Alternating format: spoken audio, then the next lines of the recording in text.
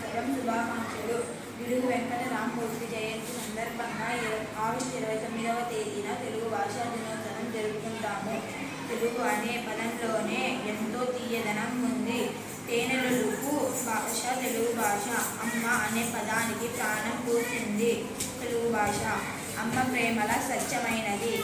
తెలుగు భాషలోనే పద్యాలు, కవితలు, గేయాలు చాలా అద్భుతంగా ఉంటాయి. అందుకే శ్రీకృష్ణదేవరాయలు తెలుగు భాషలందు తెలుగు లెస్స అన్నారు. అటువంటి మాతృభాషలోనే మనం మాట్లాడదాం. ధన్యవాదాలు.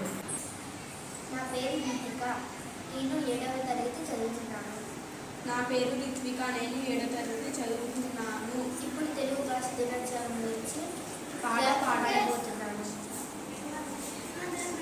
చక్కెర కలిపిన తీయని కమ్మని తోడు పెరుగు తెలుగు, చక్కని పలుకుల సొబగుల నడకల హంస హోయల బెడగు, నన్నయ్య తిక్కన ఎర్రని పితికిన ఆవు పాల పొదగు, నన్నయ్య తిక్కన ఎర్రని పితికిన ఆవు పాల పొదగు, చదువుల తల్లికి సుమధుర శైలికి పుట్టి విల్లు తెలుగు, చదువుల తల్లికి సుమధుర శైలికి పుట్టి విల్లు తెలుగు, చక్కెర కలిపిన తీయని కమ్మని తోడు పెరుగు తెలుగు, హిమగిరి జనగిరి పదముల అమరిన తెలుగు వెలుగు తెలుగు, గణయతి ప్రాసల రసజామి శాఖల కవితలు పులుగు, నవనవ పదముల కవిత రథముల సాగిపోవు నెలవు, అలవౌక ఆశ్రమల సేవి కవుల గొలవు, చక్కెర కలిపిన తీయని కమ్మని తోడు పెరుగు తెలుగు, మన అక్షరాల తీరు